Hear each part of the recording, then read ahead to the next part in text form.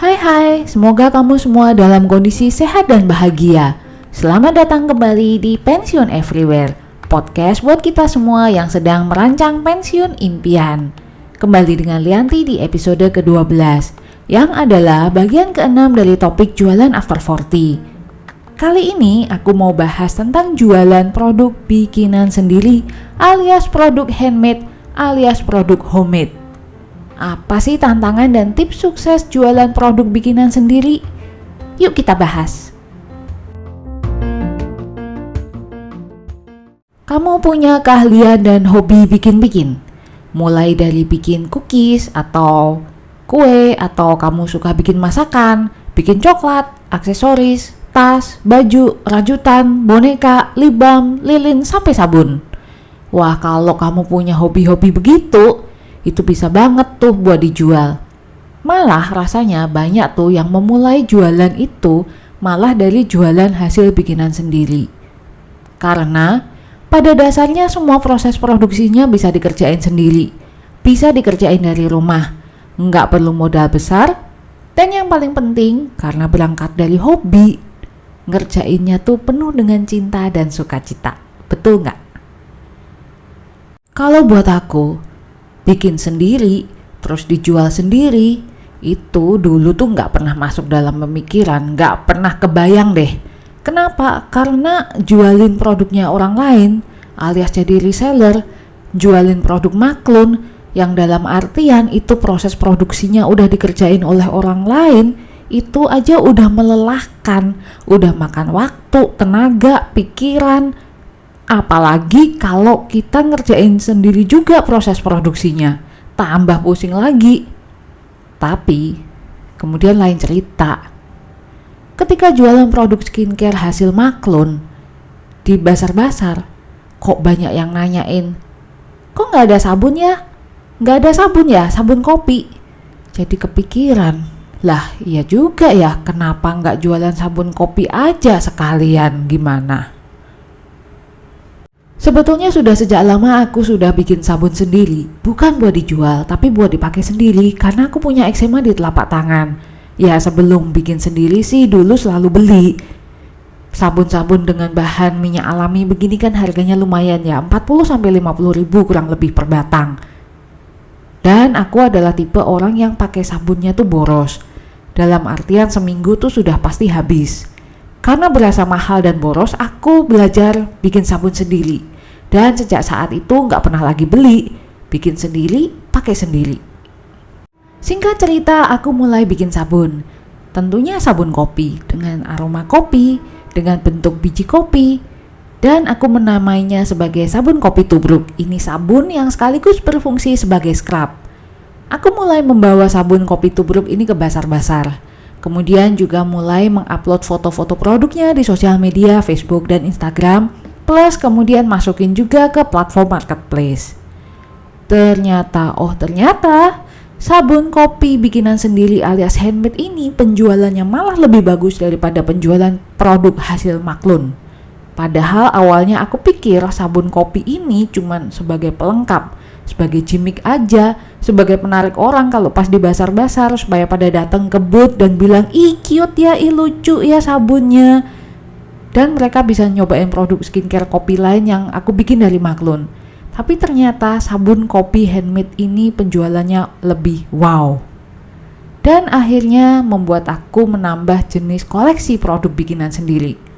Dari tadinya cuma satu macam, yaitu jenis sabun kopi tubruk tadi, jadi berbagai jenis sabun kopi yang lain. Plus kemudian aku menambahkan shampoo bar, scrub, lilin, semuanya temanya masih kopi ya. Selain penjualan eceran di marketplace dan basar-basar, aku juga mendapatkan order dalam jumlah besar untuk produk-produk handmade ini yang datangnya via DM Instagram dan WhatsApp.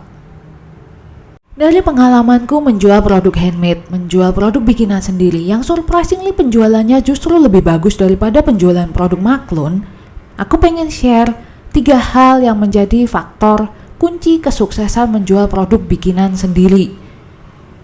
Meskipun ada banyak penjual lain yang menjual produk yang kurang lebih sama alias ada banyak persaingan.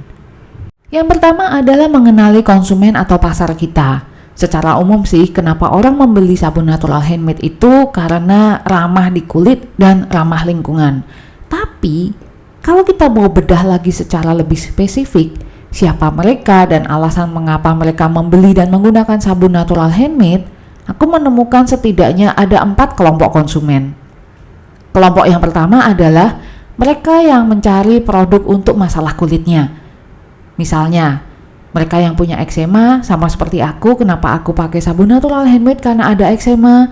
Mereka yang punya jerawat, mereka yang ingin mencerahkan warna kulit, atau mereka yang mencari produk untuk memudarkan bekas jerawat dan flek hitam. Kelompok kedua, mereka yang mencari produk yang membuat mereka merasa aman. Aman dalam artian produk yang mereka pakai ini enggak pakai bahan kimia berbahaya. Mereka ini levelnya mulai dari moderat sampai ekstrim.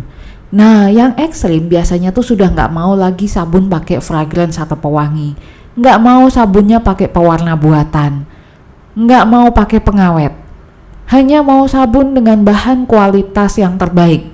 Misalnya pakai extra virgin olive oil atau virgin coconut oil.